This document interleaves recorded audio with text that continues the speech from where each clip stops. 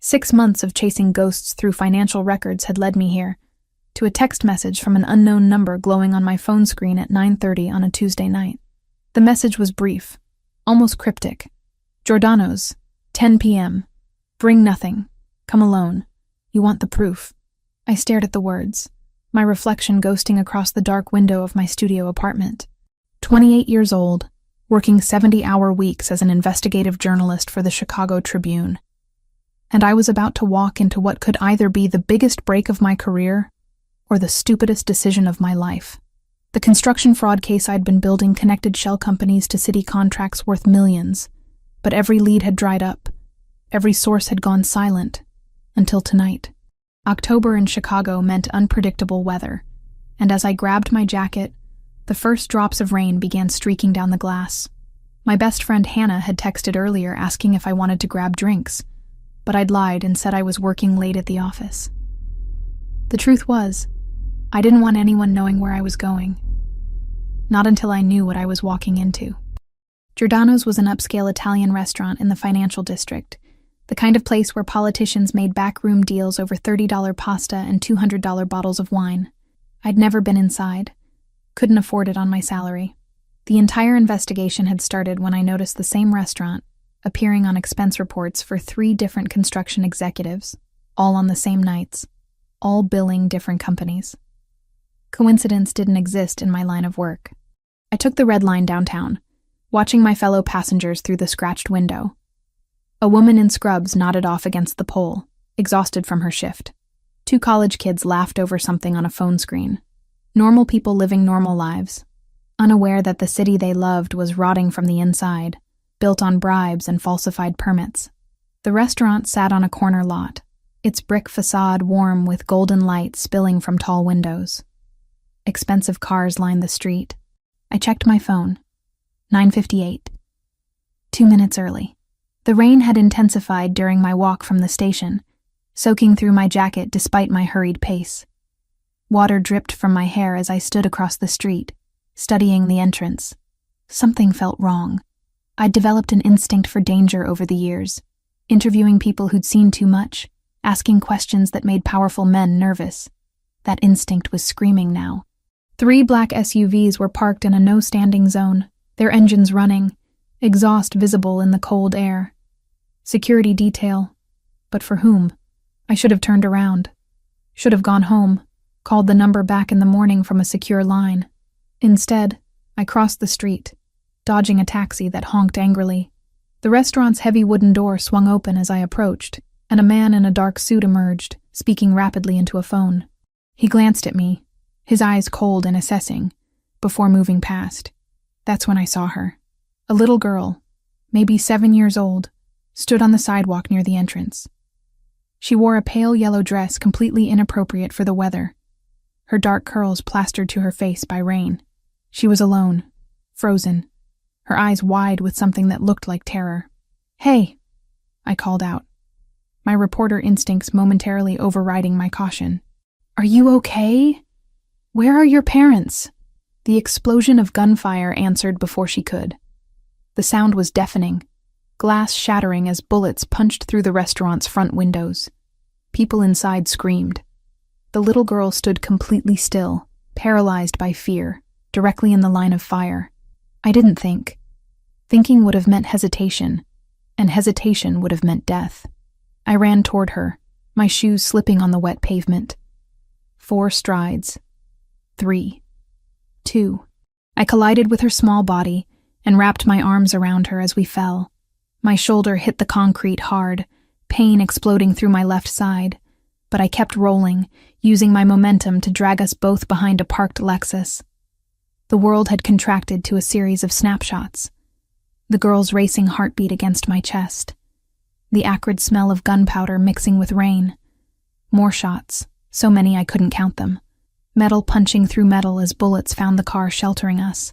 I pressed the girl's face into my shoulder, trying to shield her ears from the noise. One round hit the Lexus's rear quarter panel inches from my head. Another shattered the back window, raining safety glass down on us.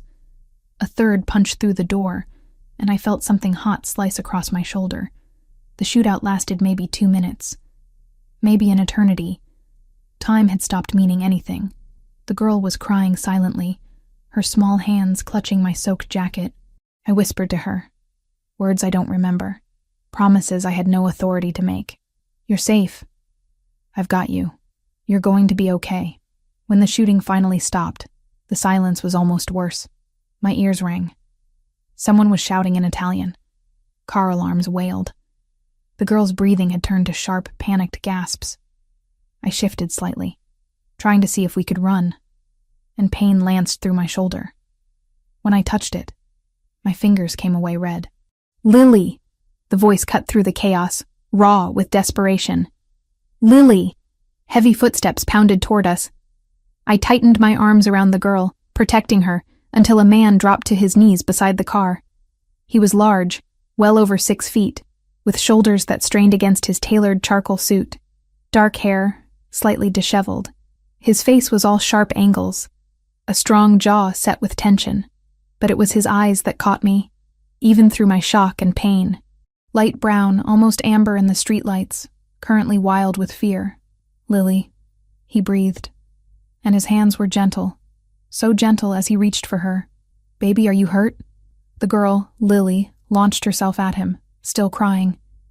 He gathered her up, checking her for injuries with practiced efficiency, his large hands surprisingly tender as they moved over her arms, her legs, her face.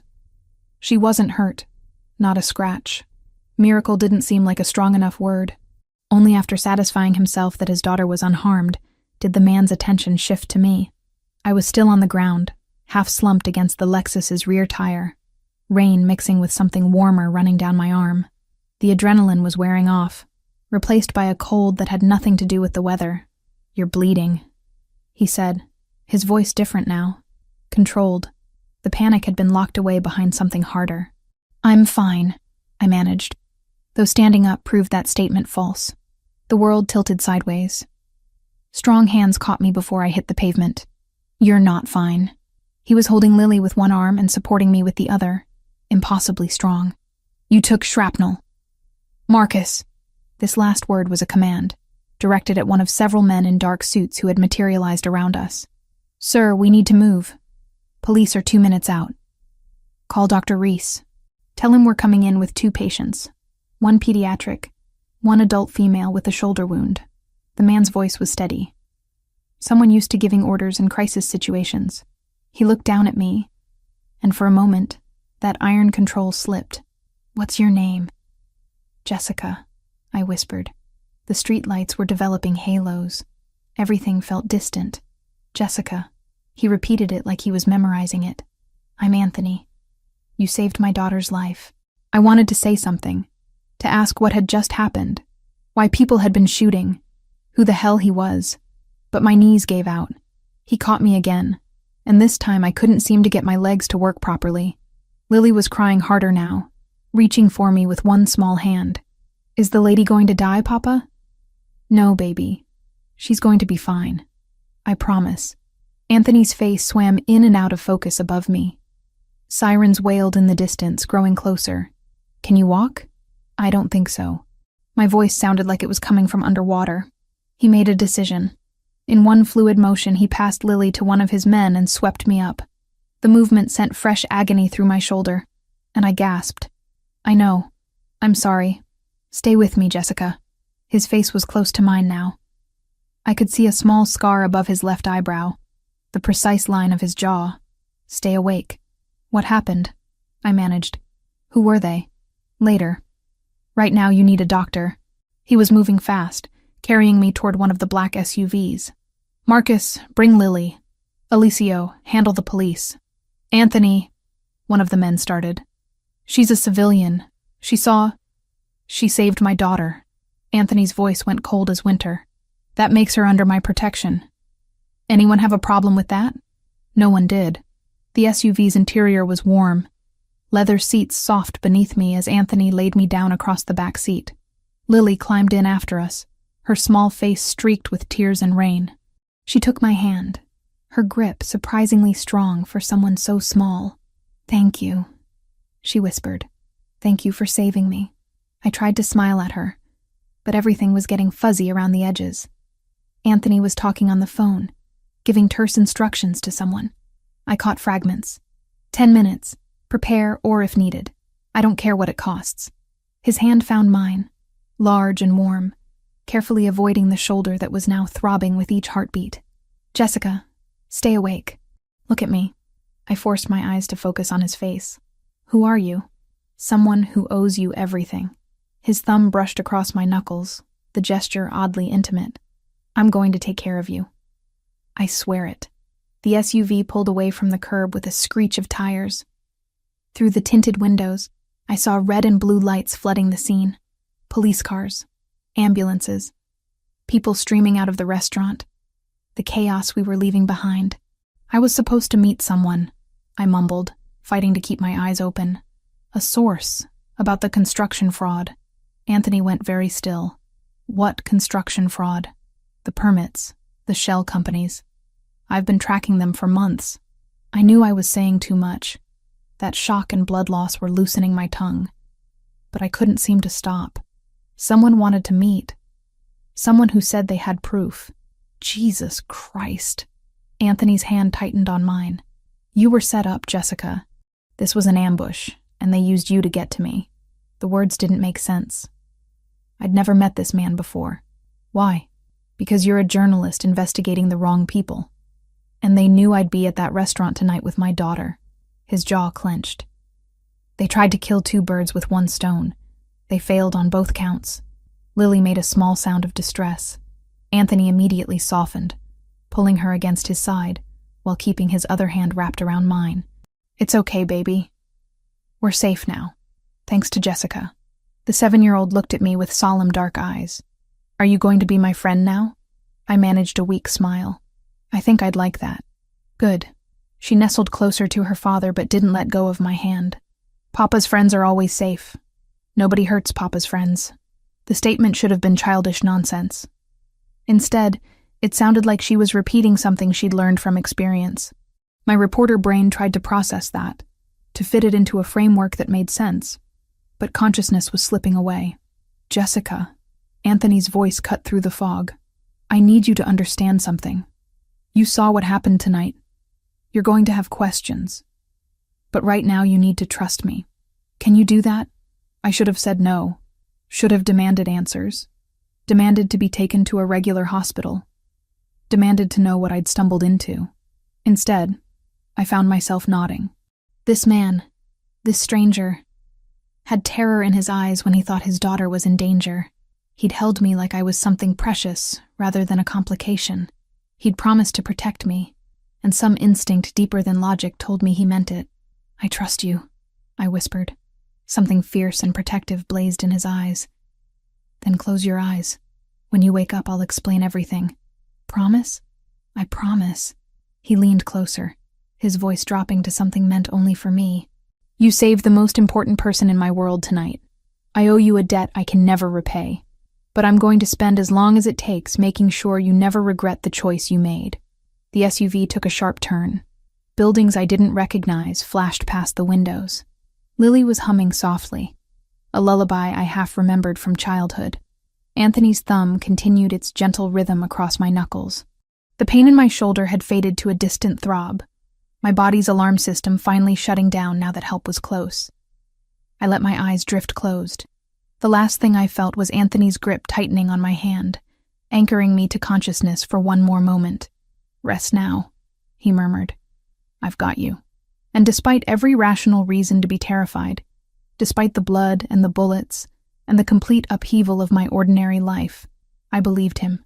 Consciousness returned in pieces. First came awareness of softness beneath me, cotton sheets with a thread count I'd never experienced. Then the smell, antiseptic mixed with something floral. Finally, the throbbing in my shoulder, dulled but present, like a toothache I couldn't ignore. I forced my eyes open. The room swam into focus, all cream walls and natural light filtering through gauze curtains. This wasn't a hospital room, or at least not like any I'd seen before. The space was twice the size of my apartment, with a sitting area, what looked like original artwork on the walls, and medical equipment that belonged in a private clinic, rather than Cook County General. You're awake. I turned my head too quickly, wincing at the pull in my shoulder. Anthony Caruso sat in an armchair beside the bed, looking like he hadn't slept. His suit jacket was gone, white shirt rolled to his elbows, tie loosened. Dark stubble shadowed his jaw, those light brown eyes fixed on me with an intensity that made me want to look away. How long? My voice came out raspy. 18 hours. You needed surgery for the shrapnel. Dr. Reese is one of the best trauma surgeons in the city. He stood, moving to pour water from a crystal pitcher on the nightstand. Drink slowly. I accepted the glass, noting how his hand remained steady while mine trembled. The water was cold and perfect, and I finished half of it before my brain caught up to the situation. Where am I? My private medical facility. About 20 minutes from where the shooting happened. He settled back into the chair, maintaining a careful distance. Before you ask, no. This isn't a hospital in the traditional sense. I have doctors on retainer for situations that require discretion. Discretion. I tested the word. Like when someone gets shot outside your daughter's favorite restaurant. Something flickered across his face. Giordano's wasn't her favorite. It was supposed to be secure. I had 3 men inside, 2 watching the street. Someone knew exactly where we'd be and when. The memories came rushing back. Gunfire. Lily's terrified face. The feeling of bullets punching through metal inches from my head. The O'Sullivan family. You mentioned them in the car. I did. Anthony leaned forward, elbows on his knees. And now we need to talk about what that means for you. Dread pooled in my stomach. I want to go home. Jessica. He said my name like it cost him something. Your apartment was broken into last night. While you were in surgery, men forced the lock. Went through everything. Your files, your computer, your records. They took what they wanted and left a message. The room tilted. What kind of message?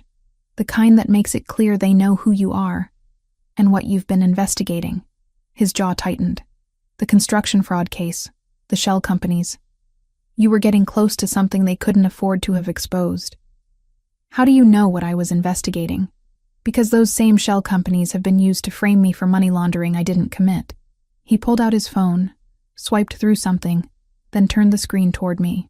It showed a document, a bank transfer I recognized from my own research. The O'Sullivan organization has been systematically building a case to bring federal attention to my businesses. Your investigation threatened to expose their actual operations. I stared at the evidence, my reporter's mind automatically cataloging details. So they set me up. The anonymous source, the meeting at the restaurant. Yes, they wanted to kill 2 birds with 1 stone. Eliminate me and my daughter, discredit or silence a journalist who was getting too close. His expression went cold. They failed on both counts because you threw yourself between a 7-year-old and a gunfight. My phone. I needed my phone. I tried to sit up, gasping when pain lanced through my shoulder. Anthony was there instantly, his hand gentle but firm against my uninjured arm. Don't move like that. You have 14 stitches and Dr. Reese will have my head if you tear them. He reached for the nightstand, producing my phone. It's been ringing constantly. Your friend Hannah has called 11 times. Hannah. Oh, God. I grabbed the phone, saw the missed calls, the increasingly frantic text messages. The most recent was from 3 hours ago. Jess, please tell me you're okay. Men came to the Tribune asking about you. Everyone's freaking out. Call me. I need to call her back. Use my phone. Yours might be traced. Anthony handed me a different device, sleek and black. Press 1. I had someone contact her on a secure line. Tell her you were safe but couldn't talk. She's been waiting. Hannah answered on the first ring. Jessica? It's me. My throat closed up hearing her voice. I'm okay. I'm safe. What the hell is going on? The Tribune is in lockdown. James suspended you pending an investigation. Something about a shooting in the financial district last night, and men showing up here asking if we knew where you were. Hannah's words tumbled over each other. They weren't police, Jess. They were something else. I looked at Anthony, who could clearly hear every word. His expression remained neutral, but his hands had curled into fists. Hannah, listen to me. You need to go to your parents' house in Milwaukee. Today. Right now. What? Why? Because I'm involved in something dangerous, and anyone connected to me might be at risk. Please, just trust me. Tears burned behind my eyes. I need to know you're safe. There was a long pause. When Hannah spoke again, her voice had gone quiet. "You're scaring me. I know. I'm scared too. But I promise I'll explain everything once this is over. Just go to Milwaukee and stay there until I tell you it's safe. Jess. Please, Hannah. You're my best friend. I can't have you in danger because of me." Another pause. Then a shaky breath. Okay, I'll go. My parents have been bugging me to visit anyway. But you have to promise you'll call me. Every day. I promise. I ended the call before she could ask more questions I couldn't answer. My hands were shaking as I handed the phone back to Anthony. She's going to Milwaukee. Good. That's smart. He stood, moving to the window. Your editor also called. James Sullivan. He left a message saying you've been suspended from the Tribune, effective immediately, pending an investigation into your involvement in last night's incident. The hits just kept coming. They're making it sound like I did something wrong. They're protecting themselves. A Tribune journalist witnessed a mob hit. That brings federal attention they can't afford. Anthony turned back to me. I need to be honest with you about what happens next. The O'Sullivan family knows you were there. They know you saved Lily, and they know you saw their faces. So I'm a witness. You're more than that. You're someone who complicated their plan. He moved back to the chair, sitting forward so our eyes were level. I can offer you protection, a secure location, resources, time to figure out your next move. But I need you to understand what you're walking into if you accept. What am I walking into? My world, which is complicated, dangerous, and not something you can easily leave once you're part of it. His gaze never wavered. I run a family business that operates in gray areas of the law. I won't lie to you about that. But I also have resources that can keep you safe when traditional law enforcement can't. My head was pounding. This was insane. Accepting protection from a man who just admitted to criminal activity. But what were my alternatives? Go back to an apartment that had been broken into? Wait for the O'Sullivan family to make another attempt? Hope that a suspension from the Tribune meant I was safe? Just for a week, I heard myself say. Until things calm down. Until I can figure out what to do. Something like relief crossed Anthony's face. A week. That's fair. I have a property in Lake Forest about 40 minutes from here. It's secure, private. Lily will be there, and we have staff who can provide anything you need. I need to see my apartment first. See what was taken. That's not advisable. I don't care. I pushed myself up, gritting my teeth against the pain. Those were years of work, research that could expose corruption across multiple city departments. I need to know what they took. Anthony studied me for a long moment, then nodded. I'll arrange an escort. But we leave as soon as Dr. Reese clears you, and we don't stay long. 2 hours later, after the doctor examined my shoulder and reluctantly agreed I could be mobile, I was in the back of another black SUV. Anthony sat beside me, while Marcus drove, and another man I didn't recognize rode in the passenger seat. Both were armed. I could see the bulge of holsters beneath their jackets. My neighborhood looked different in daylight, shabbier somehow. The building where I'd lived for 3 years needed paint. Trash had collected against the curb. Anthony's security detail made us look like we were visiting from another planet. Stay close, Anthony said as we entered the building. He'd insisted on coming up with me, leaving Marcus and the other man to watch the street. My apartment door had been repaired, but not well. The frame was cracked where the lock had been forced. Inside was worse. They'd torn the place apart. My desk drawers hung open. Contents scattered. The filing cabinet where I'd kept hard copies of everything was empty.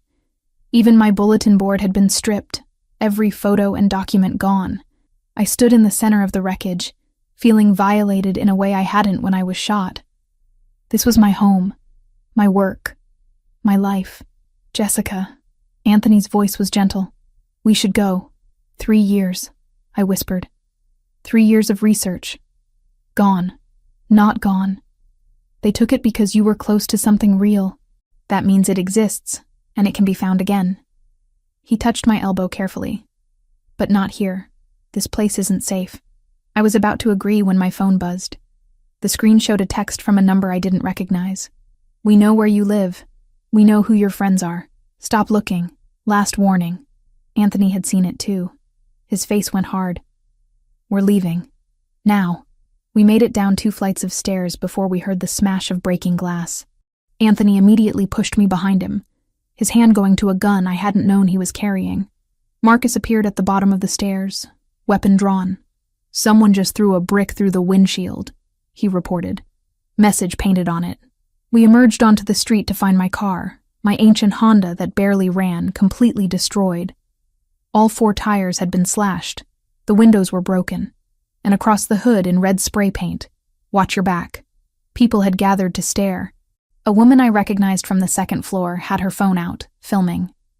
This would be all over social media within an hour. Jessica Turner, suspended Tribune journalist, now connected to organized crime and property destruction. My phone rang. James, my editor. I answered on autopilot. "Jessica, where are you?" He didn't sound angry. He sounded worried. "Outside my apartment. Someone just vandalized my car." "Christ. Listen, you need to understand the position the Tribune is in. We have to distance ourselves from whatever you're involved in. I'm sorry, but the suspension stands pending a full investigation. For your safety and ours. I understand." And I did. The Tribune couldn't afford to be associated with mob violence. "If you need anything..." He paused. "Be careful, Jessica. Whatever story you were chasing, it's bigger than either of us realized." He hung up. I stared at my destroyed car, at the crowd of neighbors filming everything, at the message that was really a threat. Anthony stood beside me, his presence solid and somehow reassuring despite everything. "The offer still stands," he said quietly. 1 week. Safe location. Time to think. Do I have a choice? There's always a choice, but some are better than others. My phone buzzed again. "Hannah. On the train to Milwaukee. Parents are picking me up at the station. Stay safe. Love you." At least she was safe. That was something. 1 week? I agreed, feeling the last of my resistance crumble. "But I want answers. About who you are. What the O'Sullivan family wants.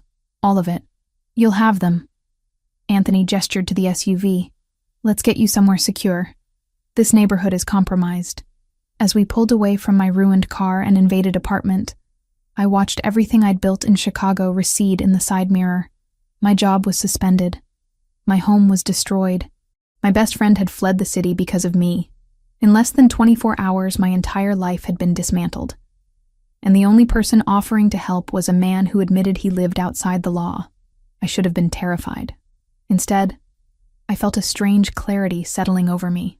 I'd spent years chasing corruption, trying to expose the rot beneath Chicago's surface. Now I was being pulled into the heart of it. And maybe that was exactly where I needed to be, to finally understand the truth. Anthony's hand rested on the seat between us, not touching me but close. A reminder that I wasn't alone in this, even though I barely knew him, even though trusting him might be the biggest mistake of my life. "We'll figure this out," he said, as if reading my thoughts. "I promise you that." I wanted to believe him. God help me, I did. The mansion in Lake Forest was nothing like I'd imagined.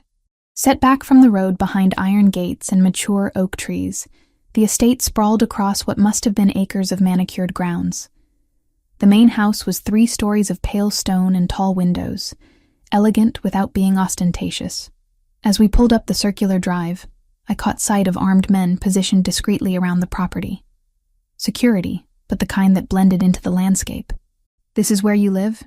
I asked as Anthony helped me out of the SUV, careful of my injured shoulder. "One of the places. This is the safest." He guided me up stone steps to massive wooden doors that opened before we reached them. A woman in her 50s stood in the entrance, her gray hair pulled back in a neat bun, her expression warm but assessing. "This is Maria," Anthony said. "She manages the household. Maria, this is Jessica Turner. She'll be staying with us for a while. Welcome, Miss Turner." Maria's handshake was firm, but gentle. "Your room is ready on the 2nd floor. Mr. Caruso mentioned you'd need quiet and rest." That first day passed in a haze of exhaustion and pain medication. My room was larger than my entire apartment had been, decorated in soft grays and creams with French doors that opened onto a small balcony overlooking the gardens. I slept most of the afternoon, waking only when Maria brought soup and fresh bread that I barely touched. Lily appeared in my doorway around sunset, still wearing her school uniform, a blue plaid jumper over a white shirt. She clutched a stuffed rabbit that looked well-loved. "Can I come in?" Her voice was small, uncertain. "Of course." I pushed myself up against the pillows, wincing. She climbed onto the chair near the bed, legs swinging. "Papa said you need to rest because you got hurt saving me. Your papa's right about the resting part. Does it hurt a lot?" Her dark eyes were serious, too serious for a 7-year-old. "Some, but I'll be okay." I studied her face, seeing Anthony in the shape of her jaw, the intensity of her gaze. "How are you doing? That was pretty scary." Lily hugged her rabbit tighter. "I have nightmares sometimes. But Papa says nightmares can't hurt you. Only real things can. And he makes sure real things don't hurt me." The matter-of-fact way she said it broke something inside me. This child had learned too young that the world was dangerous, that safety required constant vigilance and armed guards. "Your papa seems like he takes very good care of you." "He does." She smiled then, bright and genuine. "He said you're brave. Are you going to stay with us forever?" "Just for a little while, until things get safer." "Oh." She looked disappointed. "I hoped you'd stay. Papa needs someone brave. And I liked when you sang to me. In the car, when I was scared." "Do you remember?" "I didn't, actually. The whole night was fragments, pieces that didn't quite fit together. But I nodded anyway. "I remember. Will you sing to me again sometime?" "If you want me to." That seemed to satisfy her. She hopped down from the chair, then turned back at the door. "I'm glad you're here, Jessica, even if it's just for a little while." After she left, I lay back against the pillows, staring at the ceiling. Day 1 in Anthony Caruso's world, and already the lines between victim and participant were blurring. The second day, I felt more human. The pain in my shoulder had dulled to a persistent ache, manageable without the heavy medication. I made my way downstairs in the late morning, finding the house quiet except for the distant sound of voices from somewhere deeper in the property. Maria appeared as if summoned, offering breakfast and coffee in a sun-filled kitchen that would have made any chef weep with envy. I ate mechanically, my mind already working through what I needed to do next. The anonymous source. The number that had lured me to that restaurant. I pulled out the phone Anthony had given me and dialed it from memory. The tone was wrong before anyone answered. That flat electronic sound that meant the number was no longer in service. Disconnected, or never real to begin with. "Damn it," I muttered. "Problem?" Anthony's voice made me jump. He stood in the kitchen doorway, dressed more casually than I'd seen him before. Dark jeans and a gray Henley that emphasized his build. He looked tired. Shadows under those amber eyes. The number that texted me. The source that wanted to meet. "It's dead. They would have burned it immediately after the attempt failed."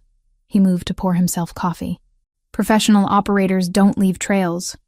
So it was definitely a setup. They knew I'd been investigating the construction fraud, knew I'd respond to an offer of proof, which means someone inside your investigation circle talked.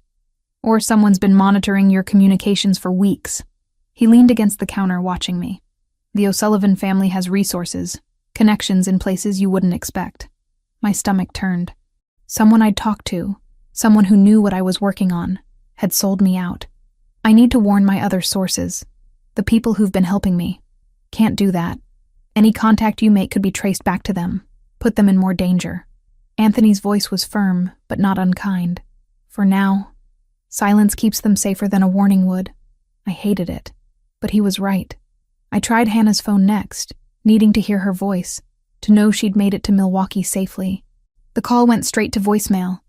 She'd probably turned off her phone or was already at her parents' house, keeping a low profile like I'd asked. "She's smart," Anthony said, reading my expression. "Going dark is the right move." "I know. I just hate that she had to run because of me. She ran because dangerous people are looking for you. That's not the same as it being your fault." He set down his coffee. "You didn't create this situation, Jessica. You stumbled into something that was already happening." By the third day, I was going stir-crazy. The mansion was beautiful, the grounds were peaceful, but I felt like a prisoner in a gilded cage. I found Anthony in what appeared to be a home office, speaking rapid Italian into his phone. He held up one finger when he saw me, finishing his conversation before hanging up. "I need to work," I said without preamble. "I can't just sit around. I'll lose my mind." "What kind of work?" "My investigation. I can reconstruct most of it from memory if I have access to a computer and the internet." I saw his hesitation. "Look, I understand security concerns, but I'm a journalist. Research is what I do. I need to feel useful." He studied me for a long moment, then nodded. "I'll have a laptop brought to your room. Clean machine, secure connection. But I need you to understand that anything you access online creates a potential trail. I'll be careful. Public databases only. Nothing that requires Tribune credentials. Fair." He stood, moving around the desk.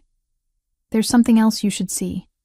Since you're going to be here for a while, you might as well understand how things work." He led me through the house to a section I hadn't explored yet. We passed a large dining room where a woman was polishing silver, descended a short flight of stairs, and emerged into what looked like a command center. Computer monitors lined one wall, showing various security camera feeds from around the property. 2 men sat at workstations, one speaking quietly into a headset. "We monitor everything within a 2-mile radius," Anthony explained. "Anyone approaches the property, we know about it. The gates are reinforced steel. The windows are bulletproof. The house has a safe room in the basement that could withstand a direct assault for hours. You're expecting an attack. I'm prepared for one. There's a difference." He gestured to the screens. "Watch." I saw the gardens, the driveway, the perimeter fence. And there, in one frame, Lily played on a swing set under the watchful eye of a man who definitely wasn't a nanny. She laughed, carefree despite the armed guard standing 10 feet away. "This is her life," I said quietly. "Constant protection. Never really free. This is her life alive." Anthony's voice went hard. "The alternative is what almost happened 2 nights ago. So yes, she has guards. Yes, we monitor everything, because the price of freedom isn't worth her safety." I watched Lily swing higher, her dark curls flying. 7 years old and already living in a fortress. What kind of childhood was that? As if reading my thoughts, Anthony added, "She goes to a private school. She has friends, sleepovers, birthday parties. We try to give her as much normalcy as possible within the constraints of security. It's not perfect, but it's what we can offer." That night at dinner, I saw what he meant. The formal dining room seated 12, but only 3 of us sat at one end. The table set with china and crystal that probably cost more than my car used to be worth. Lily chattered about her day, a math test she'd aced, a friend who'd promised to share candy at recess.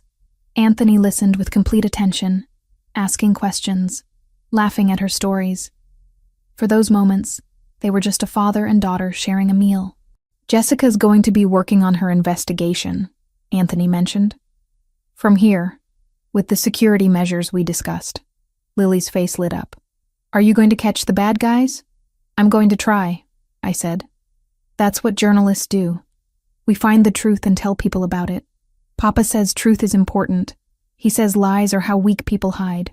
Anthony's expression flickered with something I couldn't quite read. Pride, maybe, mixed with concern. "That's right, baby. Truth matters."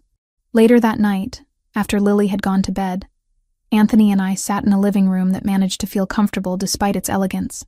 He'd poured himself scotch, offered me wine that I'd declined in favor of water. My shoulder was throbbing again, a reminder that I was still healing. "I've been thinking about your investigation," he said. "The construction fraud, the shell companies. I might be able to help." "How?" "I have contacts in the FBI. Someone who's been building a case against the O'Sullivan organization for months. He might be interested in what you've found." My journalist instincts prickled. The FBI doesn't usually work with civilians on active investigations. They do when that civilian has information they need, and their own reasons for wanting the same targets taken down. He swirled his scotch. "Think about it. Your research threatened to expose O'Sullivan's money laundering operation disguised as construction fraud. My business interests have been systematically targeted by their organization, framed for crimes I didn't commit. We have aligned goals. You want to take them down. I want my daughter safe. I want to stop looking over my shoulder. If that means burning the O'Sullivan empire to the ground, then yes, I want them taken down. His voice was matter-of-fact. No dramatic flourish. Just cold determination. I should have been frightened by that coldness. Instead, I found it oddly reassuring. This was a man who didn't make empty threats or false promises. When he said he'd protect me, he meant it with every resource at his disposal. "I'll think about it," I said. "That's all I ask." The 5th day started like the others, until it didn't. I was in my room, working on reconstructing my investigation notes on the laptop Anthony had provided, when Maria knocked on my door. "Miss Turner? Mr. Caruso asked you to come downstairs. There's been news." The tone of her voice made my stomach drop. I followed her down to the office where Anthony stood with Marcus and another man I didn't recognize, all of them staring at a tablet. "What happened?" Anthony looked up, his expression grim. "Your apartment building. There was an explosion 30 minutes ago. Fire department is on scene now." He turned the tablet toward me. The news footage showed flames pouring from the upper floors of my building, smoke billowing into the gray October sky. Emergency vehicles surrounded the structure. People in various states of distress stood on the sidewalk, wrapped in blankets, watching their homes burn. "Was anyone hurt?" My voice came out whisper thin. 2 residents taken to the hospital for smoke inhalation. No fatalities reported yet." He paused. "The fire started in your unit. Investigators are calling it suspicious." My legs went weak. I grabbed the edge of the desk for support. That building held families, working people, students. They could have died because someone wanted to send me a message. "Hey." Anthony was there suddenly, his hand gentle on my uninjured arm. "Look at me. This is not your fault. They could have killed innocent people, but they didn't. Because you weren't there. Because you're here, safe, and they're frustrated that they can't get to you." His grip tightened slightly. "This was meant to intimidate you, make you feel guilty enough to surface. Don't give them that power." But all I could think about was Mrs. Park on the 2nd floor who always held the door for me. Mr. Rodriguez who played guitar on his balcony on summer evenings. The college kids who threw loud parties but were always apologetic the next day. Their homes were gone. Everything they owned, destroyed because of me. I need some air. I walked out without waiting for permission, through the house and into the back gardens. The October evening was cool, the sun setting in shades of orange and purple. I found a bench near a fountain and sat, wrapping my arms around myself. Everything I'd owned was gone. Not just the files and research, but personal things. Photos of my parents who died when I was 19. My mother's jewelry box. My father's books. The quilt my grandmother had made. Every physical connection to my past had just burned away, reduced to ash and smoke. I didn't realize I was crying until I felt the tears on my face. 6 months of investigation. 3 years of building a life in Chicago. 28 years of accumulated memories. Gone. "Jessica." Anthony sat beside me, not touching but close. He didn't say anything else, just sat there as I cried for everything I'd lost. When I finally stopped, he handed me a handkerchief like something out of an old movie. "I'm scared," I admitted. "Not of them finding me. I'm scared of who I'm becoming. Of accepting that this is my life now." "You're becoming someone who survives," he said quietly. "There's no shame in that. I lost everything." "No. You lost things. There's a difference." He turned to face me. "I know it doesn't feel like it right now, but things can be replaced. Your life can't. Your safety can't. And as long as you're under my protection, both of those are guaranteed." I looked at him, really looked at him. This man who'd opened his home to a stranger, who'd promised to keep me safe without asking for anything in return, whose daughter treated me like I belonged here. He wasn't a white knight. He operated outside the law, probably did things I'd rather not know about. But he was also the only person standing between me and the people who'd just destroyed my home. "How long?" I asked. "How long until this is over?" "I don't know. But however long it takes, we'll figure it out. Together." The promise should have felt empty. Instead, sitting in that garden with smoke still rising from my apartment building miles away, it felt like the only solid thing I had left to hold on to. 2 weeks felt like 2 months when you were living in someone else's fortress. I'd established a routine of sorts. Mornings spent reviewing public financial records on the laptop Anthony had provided. Afternoons helping Lily with homework or walking the grounds under the watchful eyes of security. Evenings pretending I belonged at dinner tables set with china worth more than my college tuition. The investigation had become my anchor. Without it, I'd have gone mad staring at the walls of my beautiful prison. I'd reconstructed most of my research from memory, cross-referencing public databases, building spreadsheets that tracked money flowing through shell companies like water through a sieve. The patterns were still there, hidden beneath layers of legitimate business transactions, waiting for someone to connect the dots. It was a Thursday morning, gray November light filtering through my windows, when I found it. The connection I'd been searching for without realizing it existed. 3 shell companies I'd been tracking for months, the ones moving money between construction contracts and offshore accounts, all shared the same registered agent, a law firm in the Cayman Islands that specialized in corporate anonymity. Nothing unusual about that. But when I dug deeper into the firm's client list, using a public registry that most people didn't know existed, I found something that made my stomach drop. The same law firm represented 5 other companies. Companies that, according to federal filings, were owned by the O'Sullivan family. My hands froze over the keyboard. I read the information 3 times, certain I'd made a mistake. But the data didn't lie. The shell companies I'd been investigating weren't just connected to political corruption. They were part of a much larger operation designed to move money while simultaneously building a false paper trail that pointed directly at Anthony Caruso's legitimate businesses. Jesus, I breathed. This wasn't about construction fraud. This was financial warfare. I spent the next hour tracing connections, following money from O'Sullivan-owned entities through the shell companies and into accounts that had been frozen by federal investigators, accounts that belonged to Anthony's import business. The whole thing was elegant in its cruelty. Use shell companies to launder O'Sullivan money while creating documentation that made it look like Anthony was the one laundering funds. My investigation had threatened to expose the scheme before it could be fully executed. That's why they'd tried to kill me. Not because I was getting close to exposing political corruption, but because I was about to blow open a setup that had probably taken years to construct. I needed to tell Anthony. But doubt crept in, whispering questions I didn't want to ask. What if I was wrong? What if showing him this information made me look like I was taking sides in something I didn't fully understand? What if he already knew, and my bringing it up exposed me as naive? The internal debate kept me paralyzed at my laptop for another hour, staring at numbers that told a story I wasn't sure I wanted to be part of. Finally, I saved everything to an encrypted folder and went downstairs, my heart hammering against my ribs. I found Anthony in his office, but he wasn't alone. Through the partially open door, I could see 3 men in dark suits seated across from him. One I recognized as Marcus. The other 2 were unfamiliar, but they carried themselves with the same controlled tension as Anthony's security team. The accounts were frozen yesterday, one of the unfamiliar men was saying. His voice carried an edge of frustration. No warning, no explanation.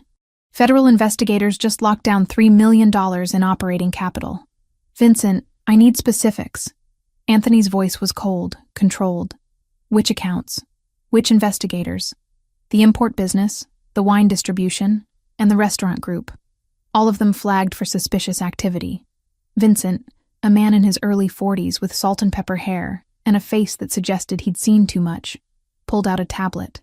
They're claiming evidence of money laundering. Wire transfers that match patterns of criminal activity. That's impossible. Anthony's hand curled into a fist on his desk. Every transaction through those businesses is documented, legitimate, and above board. I make damn sure of that. Someone's planting evidence, Marcus said quietly. Has to be. The timing's too convenient. Right after they failed to take you out. I should have walked away. Should have gone back upstairs and waited for a better time. Instead, I knocked on the doorframe. All 4 men turned to look at me. Anthony's expression shifted from cold fury to something more guarded. Jessica, this isn't a good time. I know, but I found something. Something you need to see. I held up the laptop. About the accounts being frozen. And who's really behind it. Vincent stood, his hand moving toward his jacket in a gesture that made my pulse spike. Anthony held up one hand. It's fine. She's the journalist I mentioned. The one investigating the construction fraud. He looked at me. What did you find? I moved into the office, aware of 3 sets of eyes tracking my movements. Setting the laptop on Anthony's desk, I pulled up the spreadsheet I'd created. The shell companies I was investigating. The ones moving money through construction contracts. They're all registered through the same law firm as 5 companies owned by the O'Sullivan family. Silence. Then Vincent leaned forward. Show me. I walked them through it, pointing out connections, tracing money flows, demonstrating how funds moved from O'Sullivan operations through the shell companies and into accounts designed to look like they belonged to Anthony's businesses. With each new piece of evidence, Vincent's expression grew darker. They're framing you, I said, looking at Anthony. Building a case using money laundering infrastructure they control, making it look like you're the one running illegal operations. My investigation threatened to expose the shell companies before they could fully execute the setup. Anthony stared at the screen, his jaw working. When he finally spoke, his voice was dangerously quiet. How long has this been running? Based on the corporate filings? At least 18 months, maybe longer. I scrolled through more data. They've been patient, building layer upon layer of false documentation. If federal investigators follow the money without understanding the full picture, it leads straight to you. Son of a bitch. Vincent slammed his palm against the desk. Patrick O'Sullivan's been playing us for over a year. And we didn't see it. Anthony's hands were flat on the desk, his knuckles white. Because we were looking for direct threats, not financial sabotage. Marcus spoke up. This changes things. If we can prove the setup, we can clear the accounts and go after O'Sullivan for the frame job. We need more than spreadsheets, Vincent said, looking at me. Can you prove the connection? Hard evidence that would hold up in court? Some of it's public record. The corporate registrations, the filings, the paper trail through the Cayman firm. But proving deliberate intent to frame Anthony? I shook my head. That would require access to internal O'Sullivan communications. Emails, text messages, recorded conversations, things I can't get from public databases. Anthony was quiet, his gaze moving from the laptop screen to me and back again. You figured this out in 2 weeks, working from memory, with limited resources. I had motivation. I met his eyes. They tried to kill me because of this. I wanted to understand why. Something shifted in his expression. Respect, maybe. Or recognition that I was more than just a civilian he was protecting. Vincent, I want a full audit of every account they've touched. Marcus, pull surveillance on known O'Sullivan associates. If they're running this operation, someone's been making regular contact with the shell companies. On it. Both men stood, clearly dismissed. After they left, Anthony gestured for me to close the door. When we were alone, he moved around the desk to lean against it, arms crossed. You could have kept this to yourself. Used it for your story. Exposed both sides of this war. I could have. I stayed where I was, not quite trusting the intensity in his gaze. But you saved my life. You've kept me safe. And honestly, I'm tired of watching corruption win because no one wants to connect the dots. You're taking a side. I'm taking the side of truth, which apparently means taking your side in this particular fight. I closed the laptop. The O'Sullivan family is using criminal infrastructure to destroy your legitimate businesses while making you look like the criminal. That's not justice. That's just another form of corruption. He studied me for a long moment. There's something else. Something you're not saying. He was too perceptive. I'd hoped to avoid this part, but there was no hiding from it now. The anonymous source. The one who texted me to meet at the restaurant that night. I've been thinking about how they knew I'd respond. How they knew exactly when you'd be there with Lily. And someone's been tracking my investigation for months. Not just recently, but the whole time. They knew what I was working on, who I'd talked to, probably monitored my communications. The realization made me feel sick. The message to meet wasn't spontaneous. It was planned. They put me in that specific place at that specific time because they knew I'd be useful. Useful how? As bait. As a distraction. As a witness who could be discredited or eliminated. I wrapped my arms around myself. I thought I was being careful. I thought I was protecting my sources. but someone was watching me the whole time, and I never knew. Anthony's expression went dark. The burner phone number. We can trace where it was purchased. Who might have bought it? Will that actually lead anywhere? It will if my people are thorough. He pulled out his phone, typed something quickly. I'm having it looked into. If it connects back to an O'Sullivan associate, we have proof that your tip-off was an orchestrated setup. My phone buzzed in my pocket. A text from an unknown number made my heart race until I saw the message. Parents want me to stay longer. News about Chicago reached Milwaukee. People are asking if I know where you are. I said no. Stay safe. H. Hannah. Using a different phone to contact me. Being smart about security. Relief washed through me. Your friend? Anthony asked, reading my expression. She's okay. Still in Milwaukee. Her parents don't want her coming back yet. I typed a quick response, keeping it vague. I told her I'm somewhere secure, not to worry. Good. He pocketed his own phone. I need you to understand something, Jessica. What you found today, the connections you made, they're going to escalate this situation. The O'Sullivan family won't take kindly to having their operation exposed. I know. No, I don't think you do. He moved closer, his presence filling the space between us. This isn't about writing an article that wins you a Pulitzer. This is about testimony that could send people to prison for decades, that could dismantle an organization with roots going back 3 generations. They will do everything in their power to stop that from happening. Then we'd better make sure we have evidence they can't discredit. I lifted my chin, refusing to back down.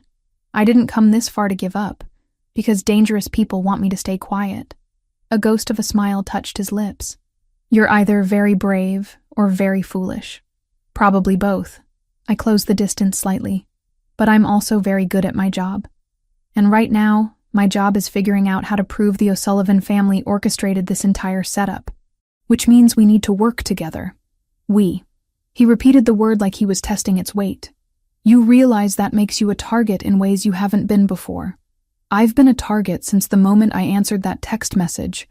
At least now I understand why. He held my gaze for another moment, then nodded slowly. All right. We do this together. But on my terms, with my security protocols. No more solo investigation. No more taking risks without backup. Agreed. And Jessica? His voice dropped lower. Thank you. For bringing this to me instead of walking away. For choosing to trust me when you had every reason not to. The sincerity in his words caught me off guard. You're welcome. After I left his office, I went back to my room and sat on the edge of the bed, laptop open but forgotten. 2 weeks ago, I'd been a journalist chasing a corruption story. Now I was something else entirely. A witness. A target. A partner in taking down an organization that had probably killed people for far less than what I knew. The thought should have terrified me. Instead, I felt a clarity I hadn't experienced in months. I'd spent my career exposing truth from the sidelines, writing articles that occasionally changed policy but never really changed the game. Now I was in the game, playing for stakes that actually mattered. My phone buzzed again. This time, a message from Anthony. Vincent confirmed the burner phone was purchased by a known O'Sullivan associate 3 days before the restaurant ambush. You were right. It was a setup from the beginning. I stared at the words, feeling vindication and anger in equal measure. They'd used me, turned me into a weapon against someone I'd never met, gambling that my death or capture would create the chaos they needed. They'd gambled wrong, and now I was going to make sure they paid for it. The 4th week at the mansion brought an unexpected shift in dynamics. Anthony and I had fallen into a working partnership, spending hours together reviewing financial documents, tracing money flows, building a case that could withstand federal scrutiny. We'd moved beyond employer and protected witness into something that felt dangerously close to equals. It was late afternoon. November sun slanting through the office windows when the package arrived. Marcus brought it in personally, his expression grim as he set the padded envelope on Anthony's desk. Delivered to the front gate. No return address, no courier service. Someone dropped it and left. Anthony's jaw tightened. He pulled latex gloves from a drawer before carefully opening the envelope. Inside was a flash drive and a handwritten note on expensive cardstock. I read over his shoulder. We have everything. Every file, every source, every connection. Walk away now, or we release it all. Distorted, discredited. Your career ends, your credibility dies. Last chance. What's on the drive? I asked, though dread already pooled in my stomach. Anthony inserted it into his computer, pulling up folder after folder. My research. All of it. Every interview transcript, every financial record, every piece of evidence I'd spent months collecting, but not just copies. They'd added their own annotations, falsified dates, inserted fabricated communications that made it look like I'd been coordinating with Anthony's organization the entire time.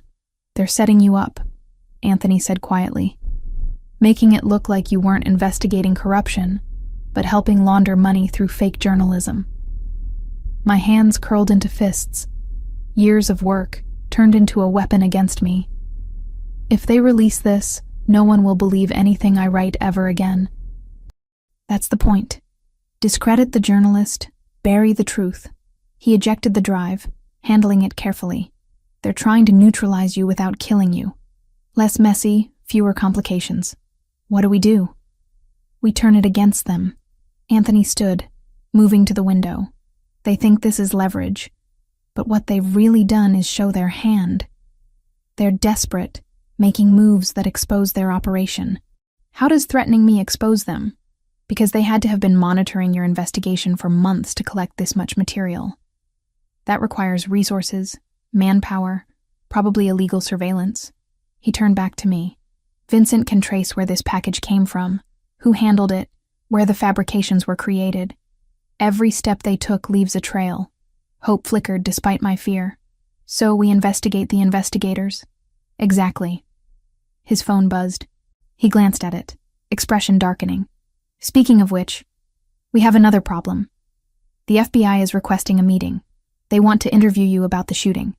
My stomach dropped. When? Tomorrow, if you're willing. If not, they'll issue a subpoena. He pocketed the phone. I have a contact there. Someone I trust. He can make sure the interview stays focused on the O'Sullivan ambush, not fishing for information about my businesses. You trust an FBI agent? I trust someone who wants the O'Sullivan family taken down as much as we do. He's been building a case for months, but he needs witnesses willing to testify. Anthony's gaze held mine. This could be an opportunity. You tell them about the setup, the manufactured evidence, the threats. They investigate. You get protection beyond what I can offer. Or they decide I'm complicit and arrest me along with everyone else. That's why you need to be smart about what you say and how you say it. He moved closer, close enough that I could smell cedar and rain. I'll be with you the entire time. I won't let them twist your words. He wasn't promising miracles, only process. The agent he'd named, someone Internal Affairs trusted, had already coordinated with the U.S. Attorney's Office to set clear interview boundaries. I would have counsel present, the session would be recorded, and the scope would stay fixed on the O'Sullivan ambush. No threats, no theatrics. Just facts, because facts were the only thing that could keep everyone breathing. A text message interrupted the moment. My phone, displaying a photo that made my throat tighten. Hannah, standing with her parents in front of a fireplace, all three of them smiling. The accompanying text read, "Family time. Miss you. Stay strong." I showed Anthony the screen. At least she's safe. She's smart, your friend. Knows when to keep her head down. He studied the photo. You miss her. More than I thought I would. Hannah and I have been friends since college. She's the only person who knows all my terrible decisions and still picks up the phone when I call. That's rare. Something in his voice suggested he understood the value of loyalty that ran deeper than convenience. My phone buzzed again, this time from an unknown number. The message was simple. Stop hiding. Come find me, or I'll come find you. No signature, no context. Just a threat wrapped in an invitation. Anthony read it over my shoulder, his body going rigid. They're getting bolder, frustrated that they can't get to you. Good. Frustrated people make mistakes. They also make desperate moves. He pulled out his own phone, typing rapidly. I'm doubling security.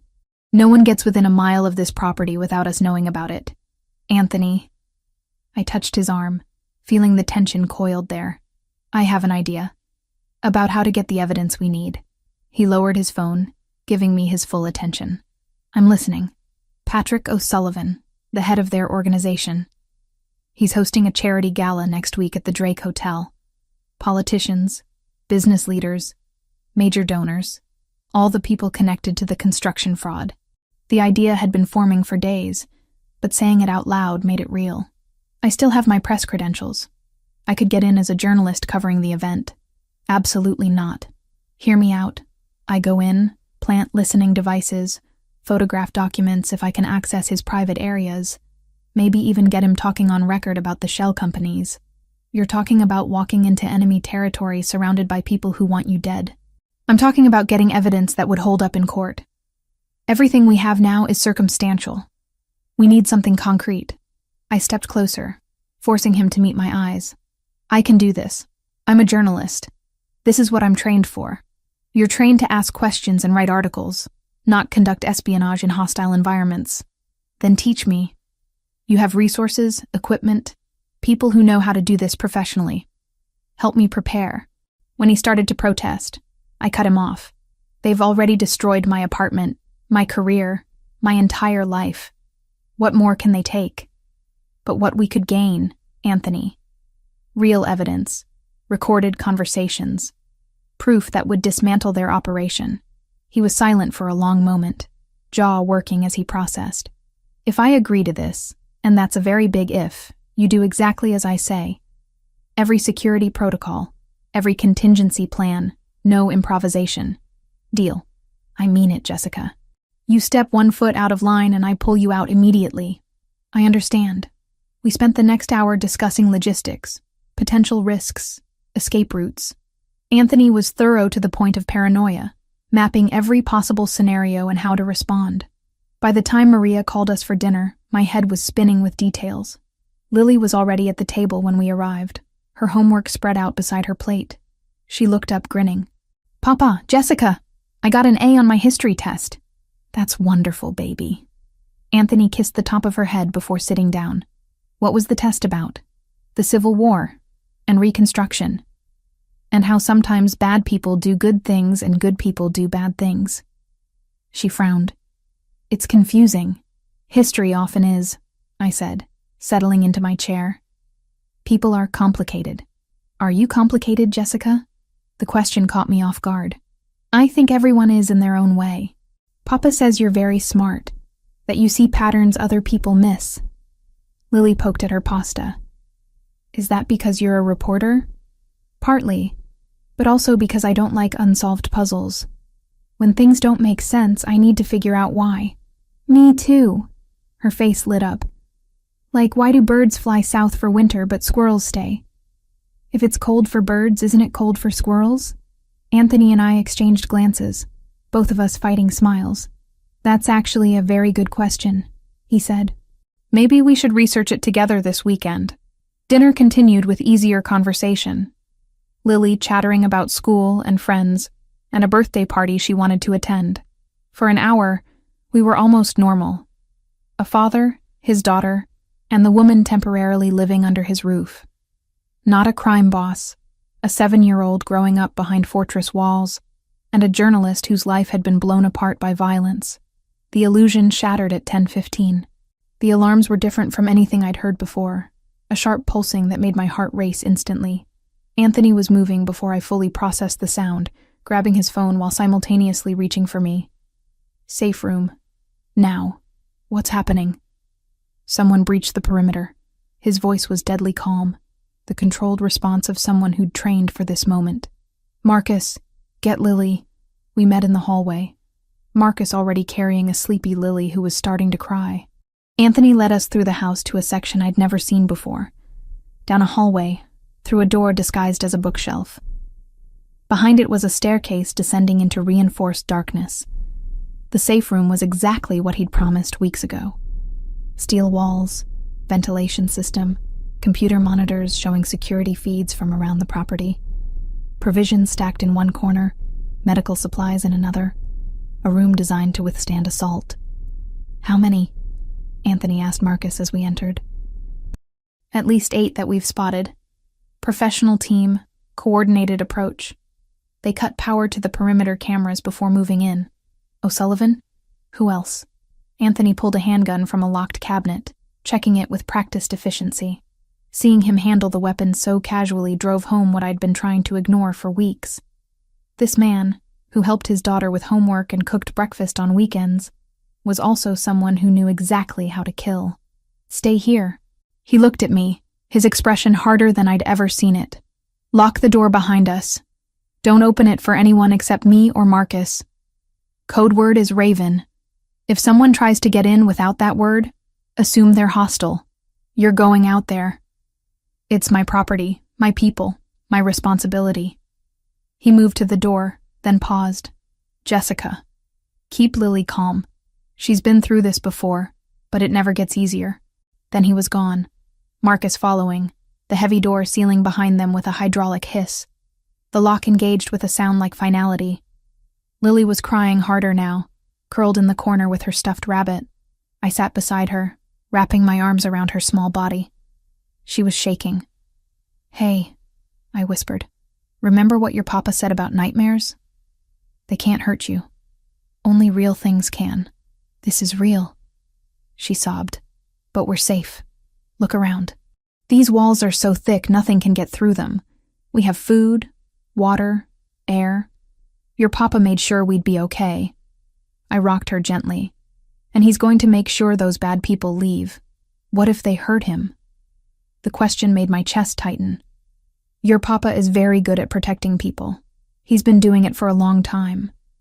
On the monitors, I could see shapes moving through darkness. Muzzle flashes. Anthony's security team engaging the attackers. The surveillance was silent, which somehow made it worse. Violence without sound. Death without screams. Lily's breathing started to slow, exhaustion overtaking fear. I held her, watching the monitors, counting the minutes. 10, 20, 30. A massive flash on one screen made me flinch. Explosion. Probably a grenade. Fire bloomed in the east garden, illuminating running figures. More muzzle flashes. Someone went down, unclear which side. 40 minutes in, the attack suddenly ceased. The approaching figures retreated, moving quickly back toward the perimeter. Anthony's men pursued but stopped at the property line, letting them escape into the night. Then nothing. Just darkness, and the smoldering remains of the garden fire. Lily had fallen asleep against me, exhausted by fear. I stroked her hair, still watching the monitors. Waiting. The knock on the door made my heart leap. 3 quick raps, pause, 2 more.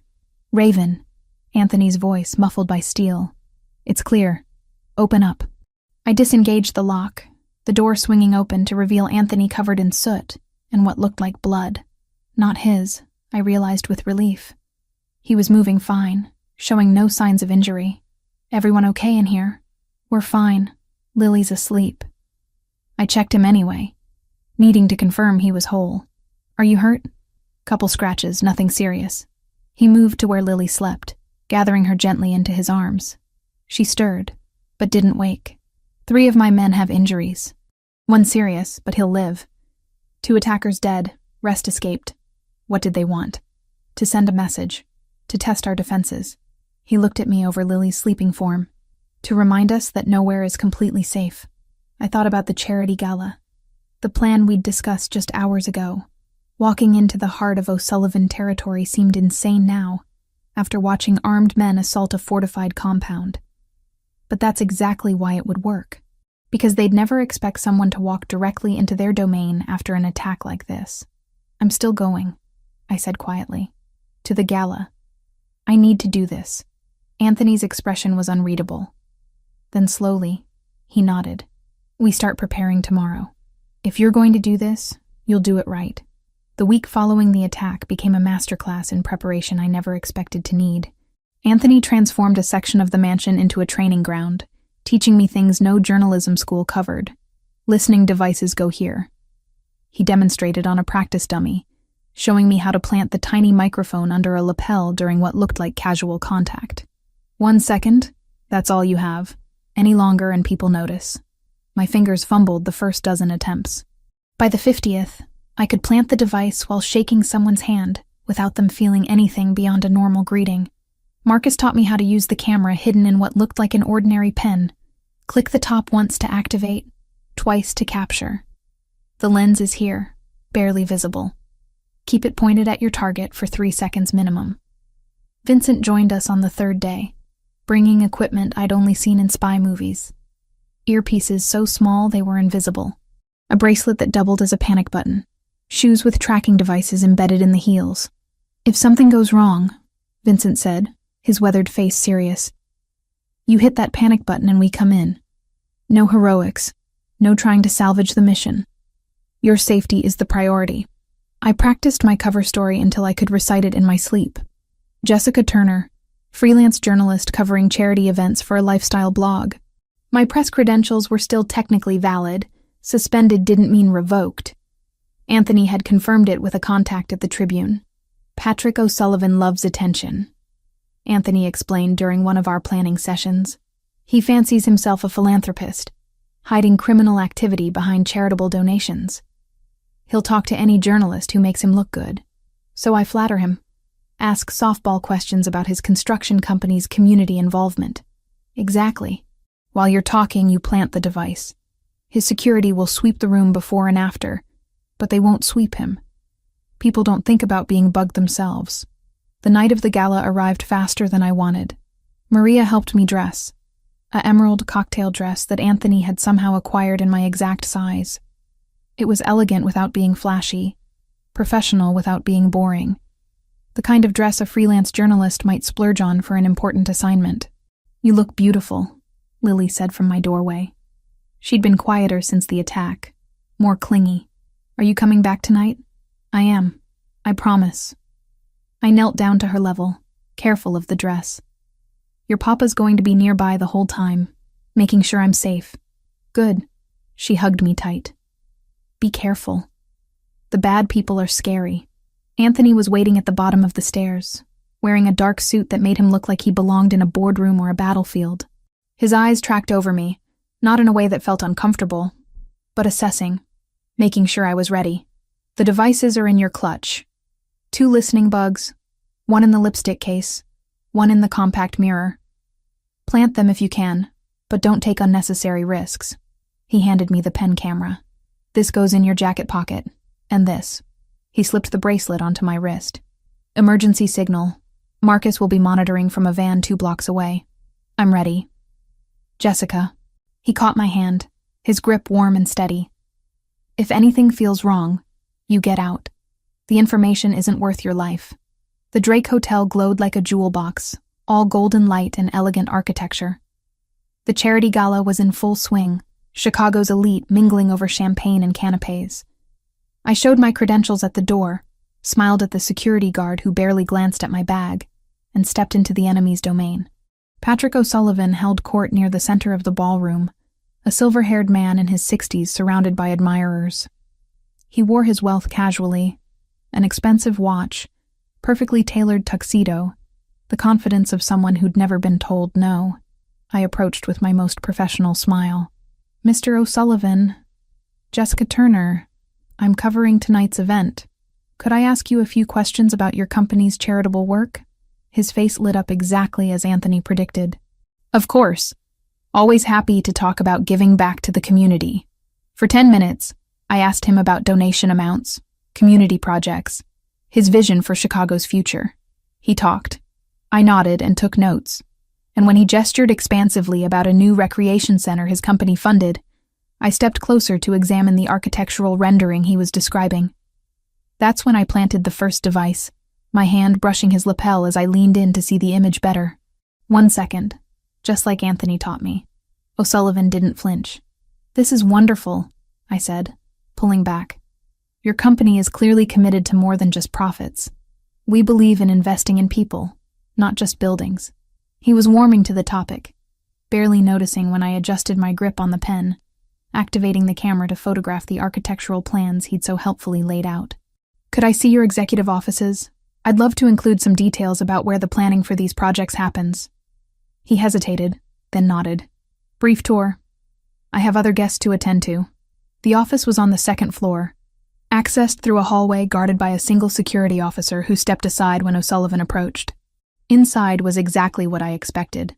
Mahogany desk, leather chairs, walls lined with awards and photographs of O'Sullivan with various politicians and business leaders. "This is where the magic happens," he said with false humility. "Just a simple office for a simple man trying to do good." I photographed everything with the pen camera while pretending to admire the view. The desk held scattered papers, one folder partially open showing what looked like financial documents. When O'Sullivan turned to point out a particular award, I planted the second device under the edge of his desk, my movements smooth and practiced. "Thank you so much for your time," I said, shaking his hand. "This will make a wonderful piece. Send me the link when it publishes. I'd love to read it." I made my way back to the ballroom, adrenaline singing through my veins. Mission accomplished. Devices planted, photographs taken, no one suspicious. Now I just needed to slip out and I saw him through a service corridor doorway. Vincent, Anthony's trusted lieutenant, the man who'd helped train me for this mission. He was talking to someone, and his body language was all wrong. Too casual, too familiar. The other man turned slightly, and I recognized him from the surveillance photos Anthony had shown me. One of Patrick O'Sullivan's top enforcers. My heart stopped. I pulled out the pen, activated the camera, and captured 3 quick shots before ducking back into the ballroom. My hands were shaking. This couldn't be what it looked like. Vincent was loyal. Anthony had said he'd been with them for 15 years. But the photographs didn't lie. I checked them on the tiny preview screen. Clear images of Vincent and the O'Sullivan enforcer, heads bent together in obvious conspiracy. I left through the main entrance, walking quickly but not running. Marcus picked me up 2 blocks away as planned, the black SUV pulling up precisely on schedule. "How'd it go?" he asked as I climbed in. "We need to get back to the mansion. Now." My voice was shaking. "I have something Anthony needs to see immediately." The drive to Lake Forest felt endless. Marcus kept glancing at me in the rearview mirror, clearly picking up on my distress. But he didn't ask questions. When we finally pulled through the gates, Anthony was waiting, his face dark with concern. "What happened?" I pulled up the photographs on the pen's display screen, hands still trembling. "Vincent. I saw him at the gala, talking to one of O'Sullivan's men." Anthony went completely still. The kind of stillness that preceded violence. "Show me." We went to his office where I transferred the photos to his computer. The images were damning, crystal clear. Vincent and the O'Sullivan enforcer, obviously familiar with each other, exchanging what looked like documents. "How long have you known him?" I asked quietly. 15 years, since he was a street soldier working his way up." Anthony's voice was dead, emotionless. "He was at my father's funeral. He's godfather to Lily." "Anthony, get him here, now." This was directed at Marcus, who immediately pulled out his phone. Vincent arrived 20 minutes later, clearly confused by the urgent summons. "Boss, what's—" He saw the photographs on the screen and went pale. "Explain." A one word spoken with deadly calm. "I can explain. Please, just let me—" "Explain how you're meeting with O'Sullivan's men hours after I sent Jessica into their territory. Explain how they knew where to attack us last week.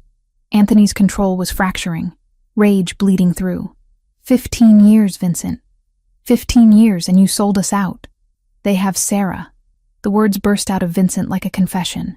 "My sister. They took her 3 months ago. I had no choice." The room went silent. Anthony's jaw worked. "What?" "Patrick O'Sullivan kidnapped my sister. Said if I didn't feed them information, they'd kill her." Vincent's voice broke. "The account's being frozen. The attack on the mansion. I had to give them something. I tried to warn you, tried to minimize the damage, but they had her. They still have her. So you put Lily in danger. You put Jessica in danger." Anthony's hand moved toward the gun I knew he kept in his desk drawer. I know what I did." Vincent dropped to his knees. "I deserve whatever you do to me. But please, Sarah had nothing to do with this. She's innocent. She's terrified. They're keeping her in a warehouse near the port. I stepped forward, putting myself between Anthony and Vincent before I could think better of it. Don't. Not yet. We can use this. Anthony's eyes snapped to me. Use what? His betrayal? Use his connection to them. They think he's still theirs. We feed them false information through Vincent, set them up, and rescue his sister at the same time. I looked at Vincent. You know where they're keeping her? Yes. I've been trying to get intel, find a way to get her out. Then we do it together. I turned back to Anthony. One operation. We save Sarah. We gather evidence on O'Sullivan, and we turn Vincent into a weapon against them instead of us. Anthony stared at me like I'd grown a second head. Then slowly, his hand moved away from the gun.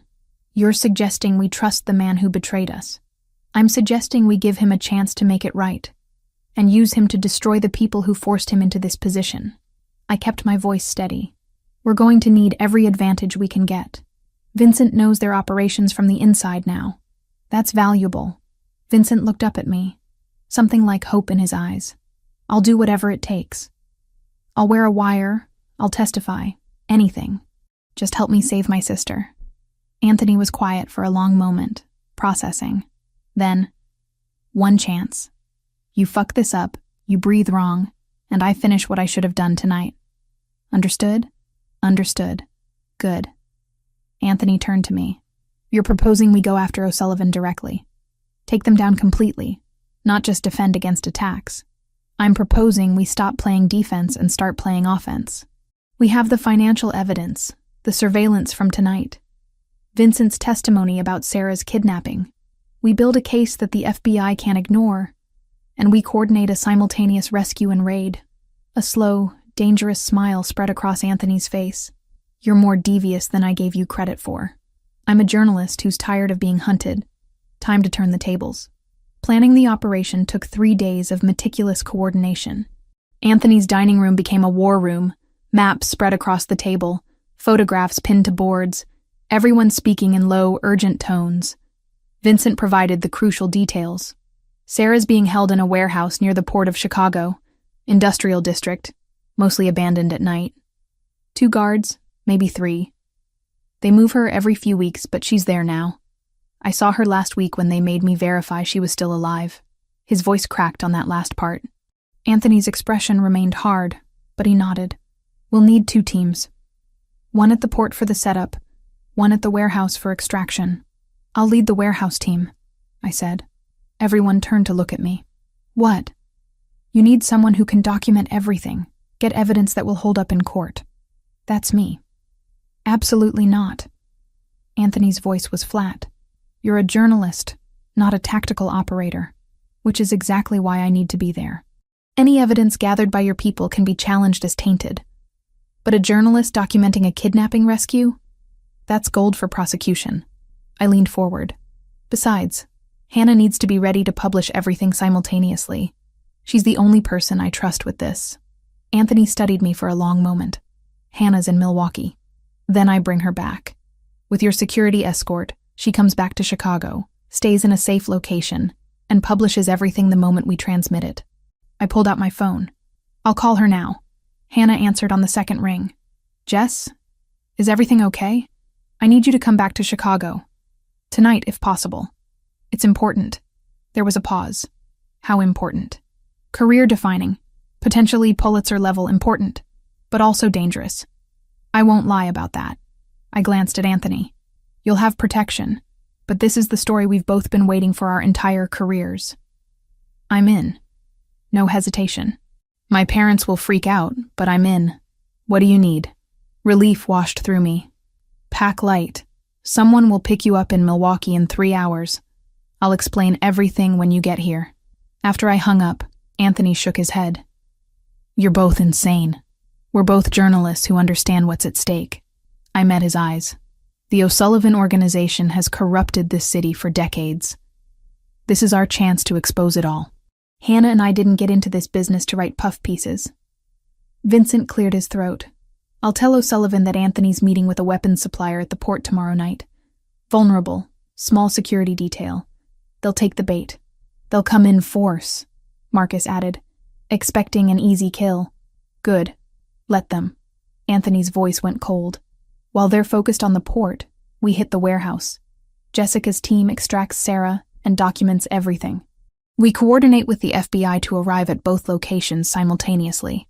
Your FBI contact agreed to this? I asked. He wants O'Sullivan badly enough to bend some rules. As long as we deliver evidence and witnesses, he'll make the arrest stick. Anthony pulled up a map on his tablet. The warehouse is here. 3 entry points. We go in fast, extract Sarah, get the evidence, and get out before anyone realizes what happened. The next 24 hours blurred together. Hannah arrived looking terrified but determined. I briefed her in a secure room, showing her everything we'd compiled. Financial records, surveillance footage, testimony from Vincent about the kidnapping. Her eyes grew wider with each revelation. This is massive, she breathed. This could bring down half the city's construction industry. That's why timing is critical. You publish the moment I transmit the warehouse footage. Not a second before, not a minute after. The FBI needs to make arrests based on evidence that's already public. Makes it harder to bury. I understand. She gripped my hand. Be careful in there. I can't lose my best friend over a story. You won't. I have the best protection money can buy. I squeezed back. See you on the other side. The night of the operation arrived with unusual warmth for November. I wore tactical gear provided by Anthony's team, a camera strapped to my chest, microphone clipped to my collar. Everything would be recorded, documented, preserved for prosecution. Remember, Anthony said as we geared up, you stay behind Marcus and his team. They clear rooms, you document. Don't be a hero. Same to you at the port. Don't let O'Sullivan bait you into doing something stupid. He touched my face, the gesture surprisingly gentle given the circumstances. When this is over, we need to talk about what comes next. One crisis at a time. We split into teams. Anthony, Vincent, and 8 men headed to the port. Marcus, 4 operators, and I took 2 unmarked vans toward the warehouse district. My heart hammered against my ribs as we drove through darkened streets. The warehouse was exactly as Vincent described. 3 stories of rusted metal and broken windows, surrounded by chain-link fence. Marcus held up a fist, and everyone froze. He spoke into his radio, coordinating with Anthony's team. Port team in position. O'Sullivan's people are approaching. At least 12 hostiles. Copy that. Warehouse team moving in. We cut through the fence, moving silently across cracked pavement. Marcus used hand signals to direct his operators to each entry point. I stayed behind him, camera recording everything, my breathing too loud in my own ears. The door breached with a controlled explosion that wasn't nearly as quiet as I'd hoped. We flooded in, flashlights cutting through darkness. 2 guards appeared, weapons raised. Marcus's team dropped them both with precision shots that made me flinch despite expecting them. Clear left. Clear right. Hostage located, 3rd floor. We climbed stairs 2 at a time. Sarah was in a corner room, chained to a radiator, wearing the same clothes Vincent had described from his last verification visit. She looked up with terrified eyes when we burst through the door. Sarah Romero? I called out, keeping my voice gentle. Your brother Vincent sent us. We're getting you out. She started crying. Vincent? Is he okay? They said they'd kill him if I tried to escape. He's fine. He's helping us take down the people who did this to you. I filmed while Marcus's team worked on her restraints. Can you tell me who kidnapped you? Who's been holding you? Patrick O'Sullivan's men. They grabbed me outside my apartment 3 months ago. Said Vincent had to cooperate or they'd kill me. She was shaking, traumatized but coherent. They moved me 4 times. This is the 5th location. Perfect testimony, recorded with multiple witnesses. The restraints came free, and Sarah collapsed. 2 operators caught her, supporting her weight. We need to move. Now. Marcus was already heading for the exit. That's when gunfire erupted from downstairs. The guards we'd dropped must have called for backup. Marcus cursed, shoving me behind cover. How many? Unknown. At least 5 coming up the stairs. I pulled out my phone, hands shaking, and hit transmit. The footage uploaded to Hannah's secure server. Everything we'd captured. Sarah's testimony, the warehouse location, Evidence of kidnapping. Within seconds, my phone buzzed. Hannah. Received. Publishing now. The gunfight was brief, but intense. Marcus's team held the stairs while 2 operators carried Sarah down a fire escape. I followed, filming everything despite my terror. The evidence couldn't stop just because things got dangerous. We made it to the vans, Sarah safely inside, when my phone rang. Anthony. O'Sullivan's here. At the port. He came personally. Anthony's voice was tight with controlled violence. He brought 15 men. This is going to get ugly. FBI? 2 minutes out. We just need to hold until they arrive. Gunfire crackled through the phone. I heard shouting, orders being given, the chaos of combat. My stomach twisted. Anthony was in the middle of a war zone because of a plan I'd helped create. Marcus, we need to get to the port. Are you insane? We have the hostage. We have the evidence. Mission accomplished. Anthony's pinned down.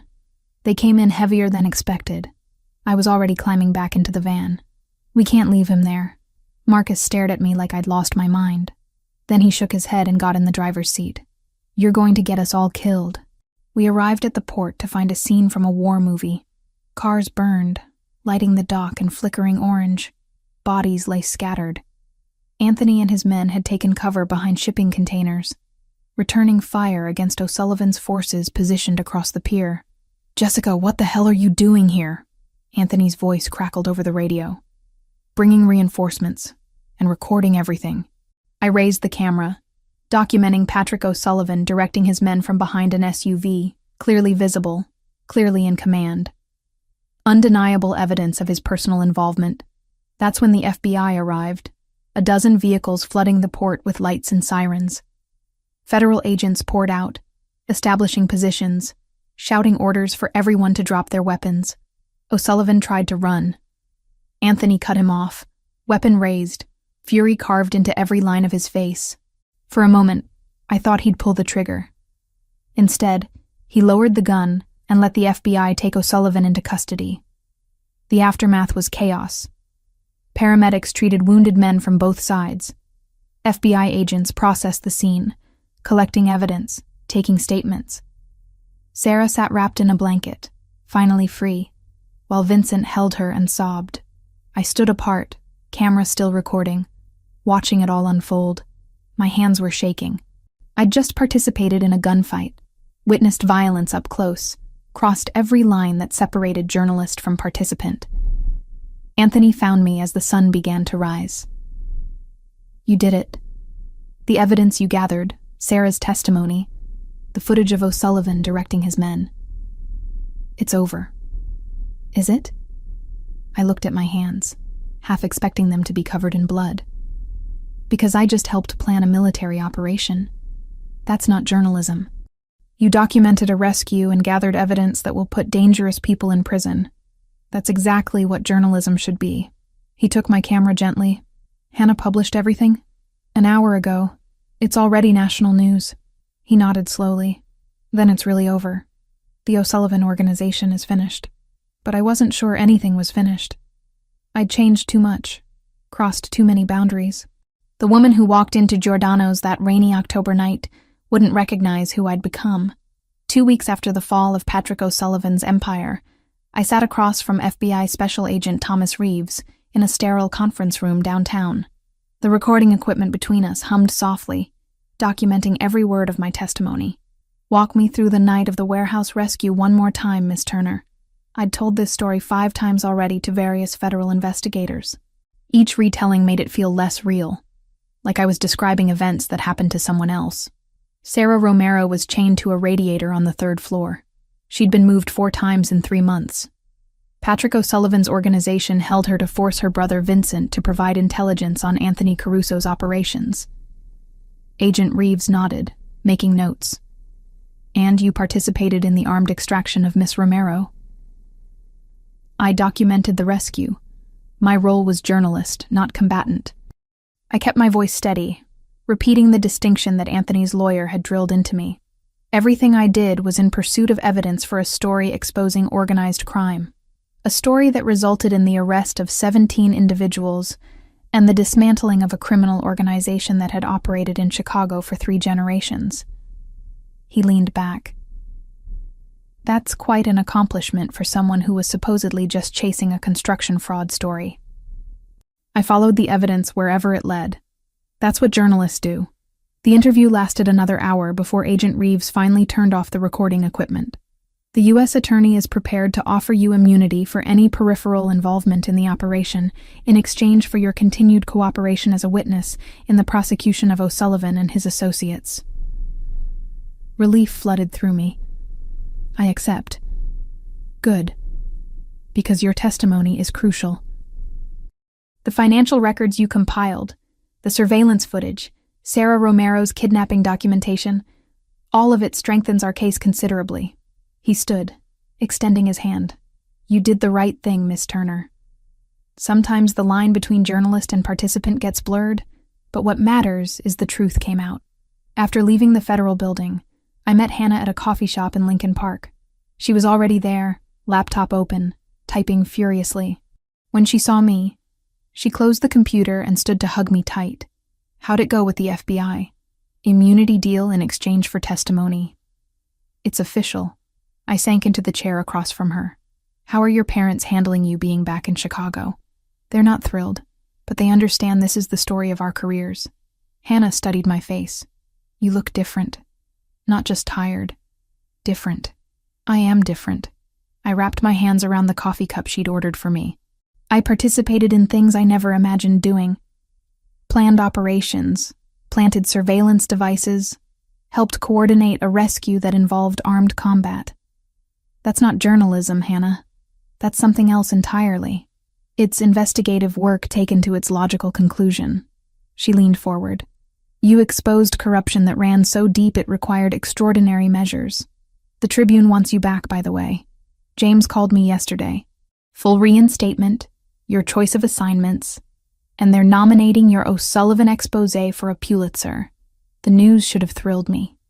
Instead, I felt oddly detached. What if I don't want to go back? Hannah's eyebrows shot up. What are you talking about?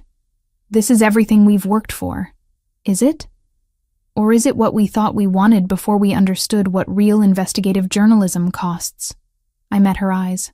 I'm not the same person who left that newsroom 6 weeks ago. I can't pretend I am. Then who are you now? The question hung between us. Who was I? Not the idealistic journalist who believed exposing truth was enough. Not the victim who needed protection. Something in between. Something new that I didn't have words for yet. I'm someone who understands that sometimes you have to get your hands dirty to clean up the mess, I said finally. Someone who learned that the world isn't as simple as good sources and published articles. And Anthony Caruso? Hannah asked carefully. Where does he fit into this new version of you? Before I could answer, my phone buzzed. A text from the mansion.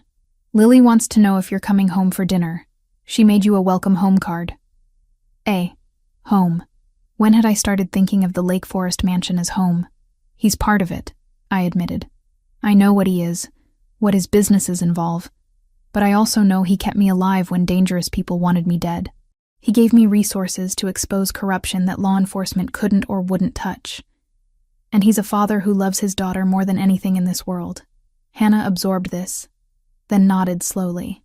You're in love with him. I don't know. Maybe. Is that insane? Probably. She smiled slightly. But we've never been particularly sane, have we? We became journalists to comfort the afflicted and afflict the comfortable.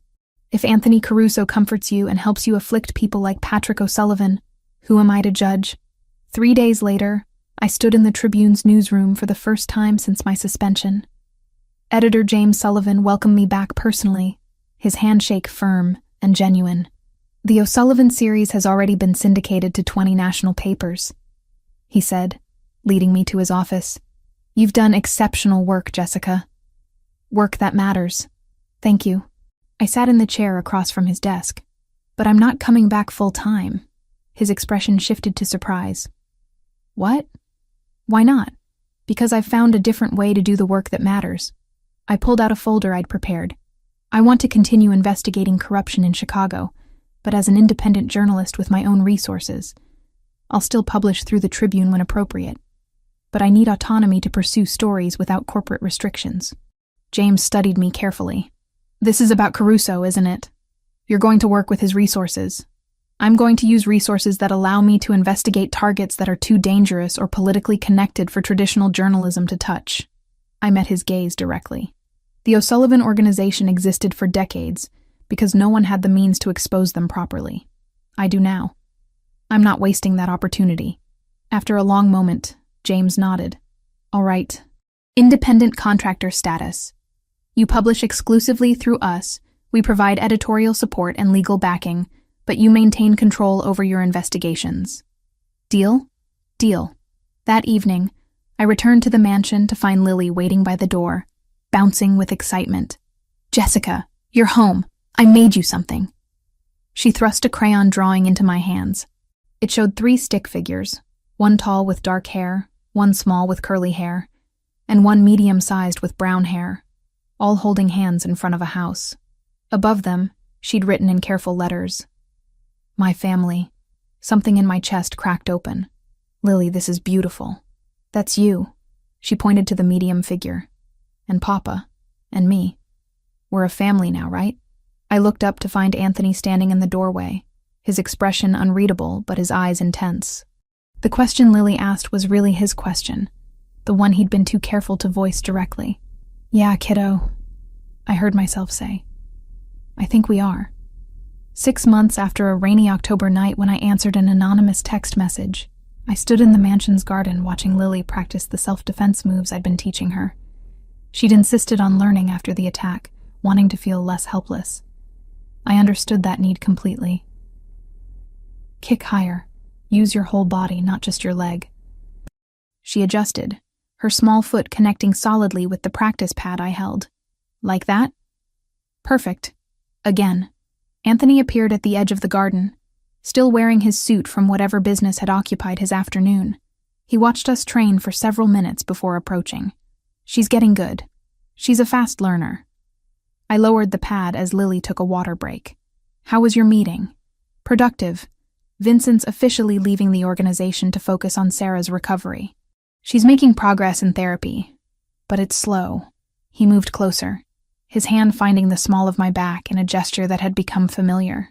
I'm proud of him for choosing family over business. We'd found our rhythm over these months. Anthony ran his legitimate businesses while carefully distancing himself from the gray areas that had defined his family's operations. I investigated corruption, published exposés that were already making waves in city politics. Together we created something that shouldn't work, but somehow did. "I got a call from the Pulitzer Committee today," I mentioned. "The O'Sullivan series is a finalist." "That's incredible." He pulled me closer. "Though I'm not surprised. You changed everything with that story. We changed everything. You, me, Vincent, Hannah, even Lily in her way." I watched his daughter practice kicks in the fading sunlight. 6 months ago, I was a journalist chasing ghosts. Now I'm part of something I never imagined. Regrets? I considered the question honestly. The violence I'd witnessed, the lines I'd crossed, the comfortable certainties I'd abandoned. No. I became something more than I was.